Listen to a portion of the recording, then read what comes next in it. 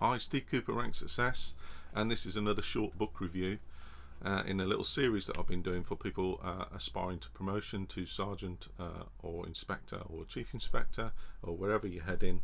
And today's book is called Critical Perspectives on Police Leadership, and it's by Claire Davis and Marisa Silvestri, two academics, and it is a quite in-depth look at police leadership and different perspectives.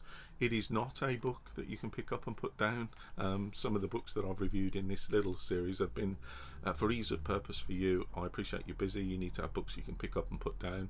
But one of the other concepts, one of the other issues I try and convey to promotion candidates is to allow yourself time to prepare for a promotion selection process.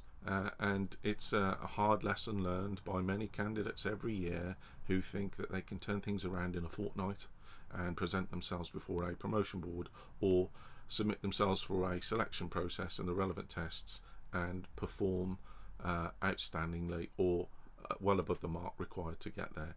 It's a hard lesson learned by lots of people. So this book today, Critical Perspectives on Police Leadership, is for those of you that do have the time, i.e. if you've just qualified to sergeant or inspector and you are looking to develop yourself over a period of time. Then I suppose in a sense, if you are a reader, if you're someone who can get stuck into this, it is something that will serve you well.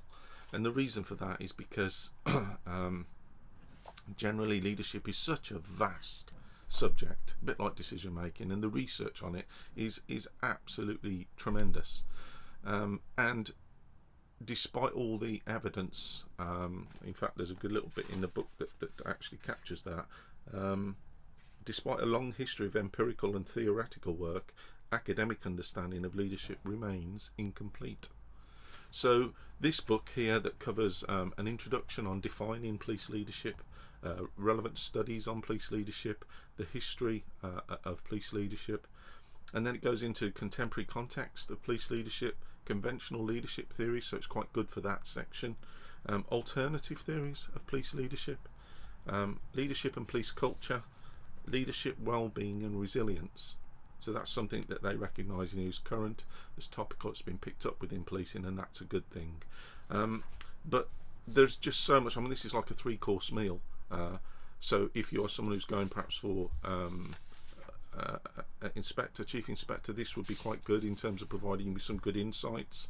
But there are also, if you're going for sergeant, there's some good insights around the difference between leadership and management here. So there's lots of the old cliches between what a manager is, what a leader is, and then they arrive at what I've always thought it was, which is two sides of the same coin. And it's very difficult and sometimes a bit dangerous to try and separate the two, because as a police leader, manager and supervisor, you are both managing and leading, and you can have debates and go off into kind of breakout rooms if you want to discuss the differences. But for me, it's just flick up a coin and it's two sides of the same coin. So I quite like this book in terms of how it's laid out, because whilst you can't pick it up and put it down, so to speak, and pick up a little nugget here and then, there are so many nuggets in here that are very useful. So they talk about a particular contention in literature, that there's been this long-standing debate about the interplay between leadership and management, and they answer that. They talk about the concept of leadership remaining essentially as a contested concept. Even today, after hundreds of years of research, they call it a contested concept, a semantic sponge of different and often conflicting meanings. So, I mean, for me, the first thing I'm looking at this as a promotion candidate is going, so nobody knows what it is then? Okay, well, I'll come up with my own bold definition of what I believe leadership is, and I'll tell the promotion board, look, to me, leadership means this. And I see that being an effective leader is focused around these activities. And so there are opportunities around in relation to this. I like the fact that there's this whole section on leadership, well-being and resilience in there, because I think that's really current and really topical at the moment. And at the end of it, really, it's another book that adds to the body of work around police leadership and what effectiveness looks like in policing, whilst also recognising that actually, nobody can come up with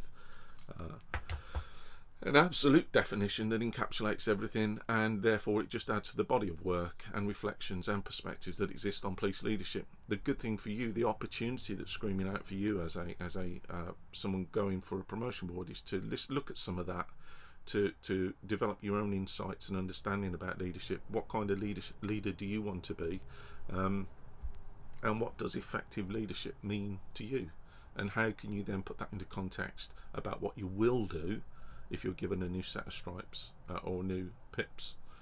What will you do with them? Because you're in a formal leadership position and you're there to make the best case for promoting you over other equally qualified individuals. Okay, so that's a good book, Perspectives on Police Leadership by Claire Davis and Marisa Silvestri, and I will be back with another book review shortly. Thank you.